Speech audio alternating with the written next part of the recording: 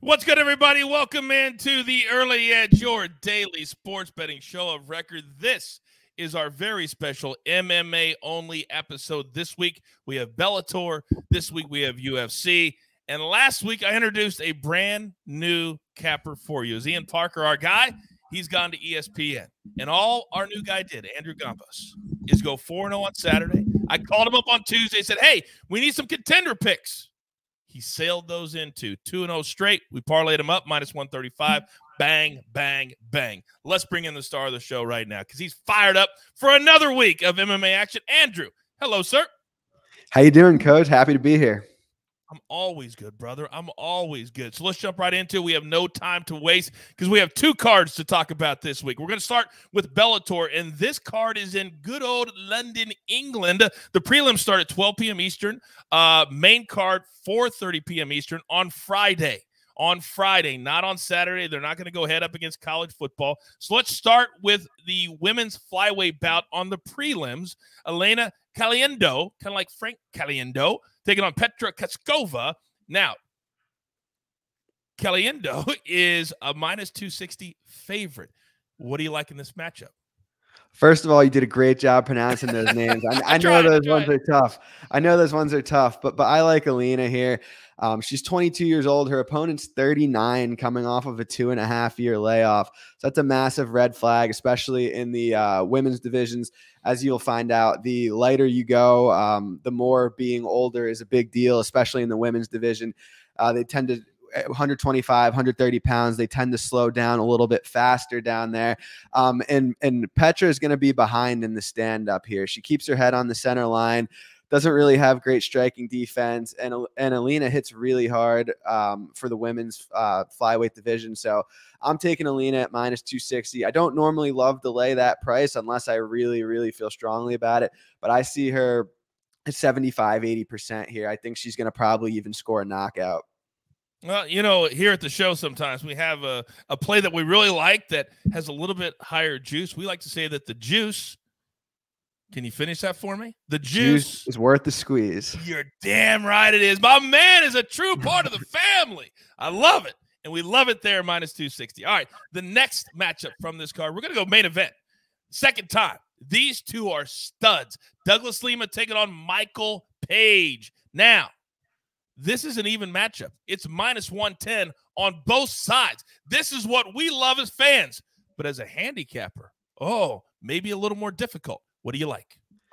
Yeah, so I love Douglas Lima in this spot. They fought 2 years ago in 2019. Douglas Lima, I bet him at minus 215 in that fight. So very different price from this time. And Douglas Lima won the first fight. He won the first round. He used his grappling. He got a takedown, was up 1-0 going into the second. They get an exchange, and Douglas Lima knocks him out. And so I can't figure out why 2 years later, here we are, and this fight's a pick'em. If anything, you would expect the first fight to make this a wider line for Lima. But I get it. I know that Lima has lost 2 in a row, but he lost to Gegard Mousasi, who is a weight class above him, who's one of the best fighters in the world. And he just lost to Yaroslav Amosov, who's a grappler, which is very different from Lima, from MVP style. And Amosov's the best 170-pounder in Bellator. So I think there's a little bit of recency bias going on here. I didn't forget that first fight. I think Lima is the side for sure. And believe it or not, since we put these odds up at a pick'em, it's actually plus money in some spots now. I'm seeing plus 104 on Pinnacle and plus 101 on DraftKings. So go ahead and hit that plus money on Lima. I see him using his grappling here, getting the fight to the ground, wearing MVP out. And I think this is just kind of MVP's Achilles heel. There's a lot of people who are quick to call Michael Venom Page names and say he doesn't fight great competition. I'm not one of them. I actually bet Michael Venom Page in both of his last fights. I just think Douglas Lima is his Achilles heel. Take Lima as the dog, and let's cash these tickets in Bellator on a Friday afternoon. Is there anything better than an afternoon sweat in MMA on a Friday? On a Friday, I'm here for it. I love it. And sometimes there are holes that you look at a number, and this is why when you're in a niche sport, why guys like you are so rare, because you see these different holes and you jump on them. That's what we're doing right here in this main event. All right, let's switch gears now. Let's go to Saturday. UFC Fight Night. Santos Walker from the Apex. 4 p.m. Eastern is the prelims, then the main card, 7 p.m. Eastern time. Let's go to another women's flyweight matchup. Also on the prelim card for the UFC, we've got Antonina Shevchenko. That's a very famous name in MMA. Plus 187 as the underdog. Then Casey O'Neill is the minus 227 favorite. What do you like? Coach, did we just talk about recency bias in the last fight? Because, man, this is recency bias here. Antonina Shevchenko is the much better striker here. She's fought the much better competition. She's fighting Casey O'Neill, who's only 23 years old. She's had 2 fights in the UFC. And get this, both opponents that she's defeated so far have since been cut from the promotion. So this is a big step up in competition to be minus 227 here. I bet Shevchenko at plus 175, thinking it was going to go the other way. It's actually plus 187 now. So if you bet this right now, you'd get an even better price than I did on Antonina. But the multiple-time world champion Muay Thai fighter is going to light Casey O'Neill up on the feet. And although Casey O'Neill might have a slight edge in the grappling, I don't think she has the wrestling to get it there consistently. And I think the clinch is going to be where Antonina does a lot of her good work here. That's somewhere where Casey O'Neill struggled in her last fight, was in the clinch. Lara Procopio was landing a lot of knees, which is something that Shevchenko thrives with. So not only did I take this money line, I put money on the KO prop at plus 800 too. I think that is way too wide. And man, I'll just say this. I wouldn't be surprised if Saturday rolls around and we're cashing both of these. All right, and what you should do here, based off what Andrew just said, make your normal bet size, whatever it is, and then make maybe a half or a quarter unit on the KO prop. And even if you lose that, you still win money on the fight. Is that correct? Is that how you would do it? Absolutely. That's exactly how I did it. I personally have 2.5 units on Shevchenko money line, and I have 1 unit on the KO. That way, if Shevchenko wins, we're profiting. If Shevchenko KOs, we're swimming in it. We're flimming in it. I love that. Flimming in it. That's going to be a new saying. I know you meant to say swimming. I like flimming. Yeah, that's going to be something we say. Yeah. All right, moving on to the next fight. Aspen Ladd, minus 250 favorite. Macy Chiasson, plus 200. Now, this is a women's bantamweight fight. It's on the main card, though. What do you like? So pretty frustrating for me in this spot. Last time this fight was made was about a month or 2 ago. I got Aspen Ladd at minus 166, and then the fight got scrapped due to COVID. Oh. So close. It happens. But this time around, I bet Ladd at minus 200. I know she's out to minus 250 now, but I see her dominating this fight. I really do. She has one of the strongest top games in women's MMA. It might only take her 1 takedown here to finish this fight. It would not surprise me. She TKO'd Yana Kunitskaya in her last fight. The only blemish on her record was a flash KO loss to Jermaine Durandamy a couple years back. It was in 16 seconds. So outside of that, she's looked dominant in the UFC. I see her getting takedowns here. Her ground and pound is second to none in that women's division, and I think she rolls here. And if you're feeling it, you could take this Ladd pick and parlay it with the Bellator fight that I gave earlier. They're both kind of in that minus 250 range. So if you want to parlay Alina with Aspen Ladd, you could get a solid price on that if you're feeling it. If you want to play them straight, I totally endorse that as well. There's a lot of new people every week that come to these shows because we're growing in leaps and bounds. And that's a great educational point for the people at home right now, saying, well, you know what? That 260 is a little pricey for me.